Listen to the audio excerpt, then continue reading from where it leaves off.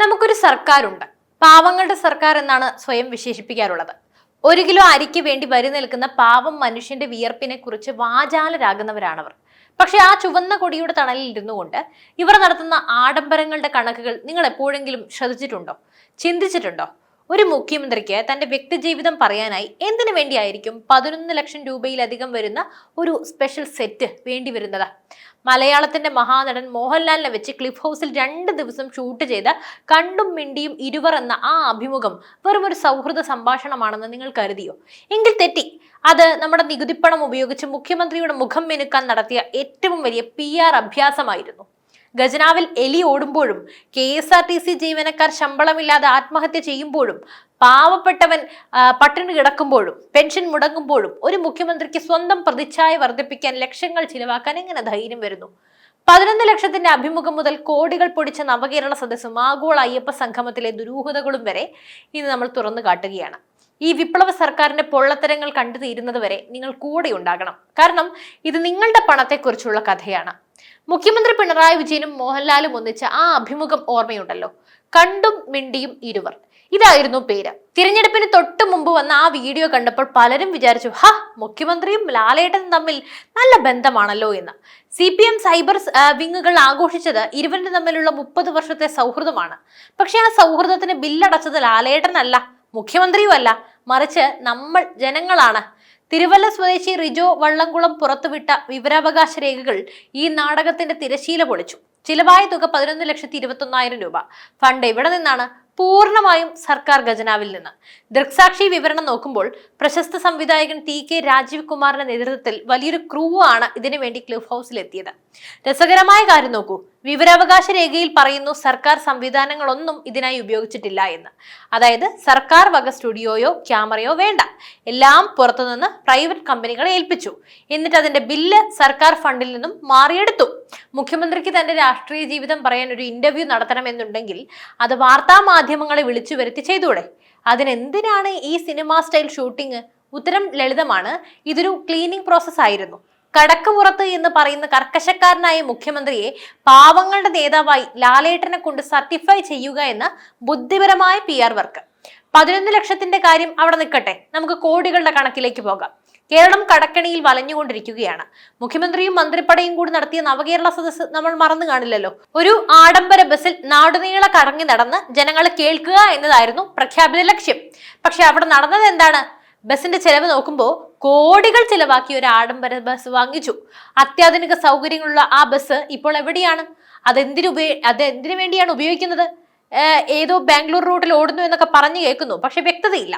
പരാതികൾ എവിടെ? ലക്ഷക്കണക്കിന് പരാതികളാണ് ജനങ്ങൾ അന്ന് അവിടെ നൽകിയത്. അതിൽ എത്ര എണ്ണത്തിനാണ് പരിഹാരം ഉണ്ടായത്? മറുപടി ശൂന്യം. ദൂർത്ത്. ഓരോ നിയോജക മണ്ഡലത്തിലും ലക്ഷങ്ങളാണ് പ്രചാരണത്തിന് ചെലവാക്കിയത്. സർക്കാർ ഉദ്യോഗസ്ഥരെയും സ്കൂൾ ബസ്സുകളെയും വരെ ഇതിനു വേണ്ടി ദുരുപയോഗം ചെയ്തു. ജനങ്ങളുടെ ജീവിതം നരകതുല്യമാകുമ്പോൾ ഒരു സർക്കാർ മുഴുവൻ ടൂറിസ്റ്റ് പരിപാടി പോലെ നാട് ചുറ്റാൻ ജനങ്ങളുടെ പണം ഉപയോഗിക്കുന്നത് എന്തുതരം വിപ്ലവമാണ്? പ്രതിപക്ഷം ഇത് ദൂർത്താണെന്ന് പറഞ്ഞപ്പോൾ അവർക്ക് നേരെ കേസെടുക്കാനും പോലീസ് ലാത്തി വീശാനുമാണ് മുഖ്യമന്ത്രി മുതിർന്നത്. സ്വന്തം തെറ്റുകൾ ചൂണ്ടിക്കാണിക്കുന്നവർ രാജ്യദ്രോഹികളാകുന്ന വിചിത്രമായൊരു കാഴ്ചയാണ് നമ്മൾ കണ്ടത്. വിപ്ലവകാരികൾ എന്ന് പറയുന്ന ഈ സർക്കാർ പെട്ടെന്നൊരു സുപ്രഭാതത്തിൽ ഭക്തന്മാരായ കാഴ്ചയാണ് ആഗോള അയ്യപ്പ സംഗമത്തിലൂടെ നമ്മൾ കഴിഞ്ഞ മാസങ്ങൾക്ക് മുമ്പ് കണ്ടത്. ശബരിമലയുടെ പേരിൽ ലോകമെമ്പാടുമുള്ള ആളുകളെ പങ്കെടുപ്പിക്കാൻ നടത്തിയ ഈ പരിപാടിയുടെ പിന്നാമ്പുറം ഇപ്പോൾ കോടതിയിൽ എത്തിയിരിക്കുകയാണ്. സ്പെഷ്യൽ കമ്മീഷണർ റിപ്പോർട്ട് പ്രകാരം ഈ പരിപാടിയിൽ വലിയ തോതിലുള്ള സാമ്പത്തിക ക്രമക്കേടുകൾ നടന്നിട്ടുണ്ട്. 3000 പേർ ഭക്ഷണം കഴിച്ചുവെന്ന് കണക്ക് കാണിച്ച് ലക്ഷങ്ങൾ എഴുതിയെടുത്തു. പക്ഷെ അന്വേഷിച്ചപ്പോൾ അറിഞ്ഞത് 500 പേര് പോലും അവിടെ ഉണ്ടായിരുന്നില്ല എന്നാണ്. പിന്നെ ബില്ലുകളില്ലാത്ത ചിലവുകൾ വേറെയും, കൃത്യമായ ബില്ലുകളോ വൗച്ചറുകളോ ഇല്ലാതെയാണ് ലക്ഷങ്ങൾ ചിലവഴിച്ചിരിക്കുന്നത്. പിന്നെ ദേവസ്വം ഫണ്ടിലേക്ക് വരുമ്പോൾ സർക്കാർ ഖജനാവിൽ നിന്നും പണം എടുക്കില്ല എന്നും പറഞ്ഞ് സത്യവാങ്മൂലം നൽകിയിട്ട് ദേവസ്വം ബോർഡിന്റെ പണം ഉപയോഗിച്ചു എന്നാണ് ആരോപണം. ഈ പണം ഇതുവരെ തിരിച്ചടച്ചിട്ടില്ലെന്നാണ് പല മാധ്യമങ്ങളും റിപ്പോർട്ട് ചെയ്യുന്നത്. വിശ്വാസികളെ ചവിട്ടി മെതിക്കാൻ പോലീസിനെ അയച്ച അതേ സർക്കാർ തന്നെ വിശ്വാസത്തിന്റെ പേരിൽ ലക്ഷങ്ങൾ മുക്കുന്നത് വിരോധാഭാസമല്ലാതെ മറ്റെന്താണ്? ഇതൊക്കെ ഈ കേരളത്തിലെ ഇട്ടാവട്ടത്തല്ലേ നടക്കുള്ളൂ? അയ്യപ്പന്റെ പേരിൽ പോലും അഴിമതി നടത്താൻ ഇവർക്ക് മടിയില്ല എന്ന് വരുമ്പോൾ ഈ ഭരണത്തിന്റെ അന്ത്യം എത്രത്തോളം ഭീകരമായിരിക്കുമെന്ന് ജസ്റ്റ് ഒന്ന് ആലോചിച്ച് നോക്കൂ. കേരളത്തിന്റെ കടബാധ്യത 4 ലക്ഷം കോടിയാണ് കടന്നിരിക്കുന്നത്. 6 ലക്ഷം ആയെന്നൊക്കെ കേൾക്കുന്നു, വ്യക്തതയില്ല. ഓരോ മലയാളി കുഞ്ഞും ജനിക്കുമ്പോൾ തന്നെ ലക്ഷങ്ങളുടെ കടക്കാരനായിട്ടാണ് ഭൂമിയിലേക്ക് വരുന്നത്. ഈ അവസ്ഥയിൽ സർക്കാർ എന്താണ് ചെയ്യേണ്ടത്? ഈ ദൂർത്തൊന്ന് കുറയ്ക്കണം. പക്ഷെ പിണറായി സർക്കാരിന്റെ നിഘണ്ടുവിൽ ആ വാക്കിന് അർത്ഥമില്ല. നമുക്ക് ചില ഉദാഹരണങ്ങൾ നോക്കാം. മുഖ്യമന്ത്രിയുടെ വസതിയിൽ സ്വിമ്മിംഗ് പൂൾ നവീകരിക്കാൻ ലക്ഷങ്ങളാണ്. ക്ലിഫ് ഹൗസിൽ പശുക്കളെ താമസിപ്പിക്കാനായി എയർ കണ്ടീഷൻ സൗകര്യത്തോടു കൂടിയ ഹൈടെക് തൊഴുത്ത് നിർമ്മിക്കാൻ ചിലവാക്കിയത് അമ്പരപ്പിക്കുന്ന തുകയാണ്. തീർന്നില്ല, യാത്രകളാണ് വേറെയും. മുഖ്യമന്ത്രിക്ക് ഫുൾ ടൂറല്ലേ? മുഖ്യമന്ത്രിയുടെയും മന്ത്രിമാരുടെയും വിദേശ യാത്രകൾ കൊണ്ട് കേരളത്തിന് എന്ത് ഗുണമുണ്ടായി എന്ന് ആരെങ്കിലും ചോദിച്ചാൽ ഉത്തരം മൗനം മാത്രമാണ്. ലോക കേരള സഭ എന്ന പേരിൽ പ്രവാസികളുടെ പണം ധൂർത്തടിക്കുന്ന പരിപാടി വേറെയും. ഒരു വശത്ത് ഉച്ചക്കഞ്ഞിക്ക് പണമില്ലാതെ സ്കൂളുകൾ കഷ്ടപ്പെടുന്നു, മറുവശത്ത് മുഖ്യമന്ത്രിയുടെ സുരക്ഷയ്ക്കായി 6 കിലോമീറ്റർ അകലെ വരെ ആളുകളെ തടയുന്നു. കറുത്ത മാസ്ക് പോലും ധരിക്കാൻ പാടില്ലെന്ന രാജഭരണത്തിന്റെ സ്റ്റൈലിലാണ് കാര്യങ്ങളെല്ലാം നീങ്ങിക്കൊണ്ടിരിക്കുന്നത്. ഇതിനെയാണോ നിങ്ങൾ സോഷ്യലിസം, കമ്മ്യൂണിസം എന്നൊക്കെ പറയുന്നത്, വിളിക്കുന്നത്?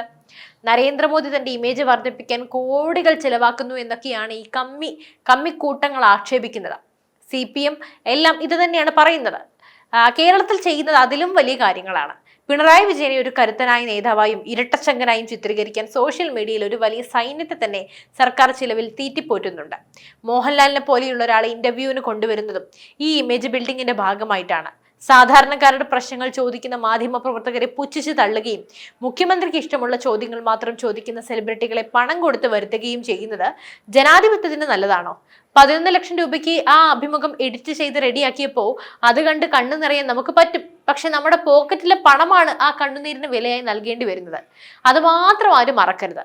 ഒരു കാര്യം വ്യക്തമാണ്, ഈ സർക്കാർ ജനങ്ങൾക്ക് വേണ്ടിയുള്ളതല്ല, മറിച്ച് തങ്ങളുടെ പ്രതിച്ഛായ സംരക്ഷിക്കാൻ ജനങ്ങളെ വിഡ്ഢികളാക്കുന്ന ഒന്നാണ്. 11 ലക്ഷത്തിന്റെ അഭിമുഖം വെറും ഒരു മഞ്ഞുമലയുടെ അഗ്രം മാത്രമാണ്. നവകേരള സദസ്സിലും ആഗോള അയ്യപ്പ സംഗമത്തിലും നമ്മൾ കണ്ടത് ധൂർത്തിന്റെ വലിയ ഉദാഹരണങ്ങളാണ്. നമ്മുടെ നികുതിപ്പണം മുഖ്യമന്ത്രിയുടെ മുഖം മിനുക്കാനുള്ള മേക്കപ്പ് ബോക്സിലെ സാധനങ്ങളല്ല. ഓരോ രൂപയും അർഹതപ്പെട്ട സാധാരണക്കാരന്റെ കയ്യിൽ എത്തേണ്ടതാണ്. ഇത് ചോദിക്കാൻ നമ്മൾ തയ്യാറായിട്ടില്ലെങ്കിൽ ഇനിയും ഇതുപോലെയുള്ള കണ്ടും മിണ്ടിയും നാടകങ്ങൾ നമ്മൾ കണ്ടുകൊണ്ടേ ഇരിക്കേണ്ടി വരും. എന്തായാലും നിങ്ങൾക്ക് എന്ത് തോന്നുന്നു? ഒരു മുഖ്യമന്ത്രി സ്വന്തം പ്രൊമോഷന് വേണ്ടി നമ്മുടെ 11 ലക്ഷം രൂപ ചെലവാക്കുന്നത് ശരിയാണോ? നവകേരള സദസ്സിലൂടെ നിങ്ങൾക്ക് എന്തെങ്കിലും ഉപകാരം ഉണ്ടായോ? തീർച്ചയായും നിങ്ങളുടെ അഭിപ്രായങ്ങൾ സത്യസന്ധമായി താഴെ കമന്റ് ചെയ്യുക. പിന്നെ മറ്റൊരു കാര്യം പറഞ്ഞോട്ടെ, നമ്മൾ നരേന്ദ്രമോദിയുടെ കാര്യം പറഞ്ഞു. അദ്ദേഹം ജനകീയനായതും ജനങ്ങൾക്ക് പ്രിയപ്പെട്ടവനായതും അദ്ദേഹത്തിന്റെ ചെയ്തി കൊണ്ടാണ്. ഒരിക്കലും അദ്ദേഹം ആരോടും കടക്ക് പുറത്തെന്നോ അല്ലെങ്കിൽ വായിലെ അസഭ്യ വർഷങ്ങളോ ഒന്നും നടത്തിയിട്ടില്ല. അദ്ദേഹത്തിന്റെ ചെയ്തികൾ കൊണ്ടാണ് പ്രിയപ്പെട്ടവനായത്. പിന്നെ അദ്ദേഹത്തിന്റെ വിദേശ യാത്രകളാകട്ടെ, അതുകൊണ്ട് ഇന്ത്യയുടെ, ഭാരതത്തിന്റെ നയതന്ത്ര മികവ് വെളിപ്പെടുത്തിയിട്ടേ ഉള്ളൂ. ഈ ലോകത്ത് ഇന്ന് ഇന്ത്യക്ക് ലഭിക്കുന്ന ഒരു ബഹുമാനം അല്ലെങ്കിൽ ആ ഒരു വില അത് ഈ മോദിയുടെ കഷ്ടപ്പാട് കൊണ്ടുണ്ടായതാണ് അല്ലെന്ന് ആർക്കെങ്കിലും പറയാൻ സാധിക്കുന്നുണ്ടെങ്കിൽ അവർ അതിനുള്ള വ്യക്തമായ കാരണങ്ങൾ കൂടി കമന്റ് ബോക്സിൽ രേഖപ്പെടുത്തുക. എന്തായാലും മുഖ്യമന്ത്രിയും പിണറായി വിജയനും നരേന്ദ്രമോദിയും തമ്മിൽ ഒരുപാട് അന്തരമുണ്ട്. അദ്ദേഹത്തിന്റെ ഏഴയലത്ത് പോലും എത്താനുള്ള യോഗ്യത പിണറായിക്കില്ല. അത് സംശയമില്ലാതെ തന്നെ പറയാം. എന്തായാലും ഇതിലെ നിങ്ങളുടെ അഭിപ്രായങ്ങൾ തീർച്ചയായും കമന്റ് ബോക്സിൽ രേഖപ്പെടുത്തുക. മറ്റു വിഷയമായി വീണ്ടും എത്തും വരെ നന്ദി.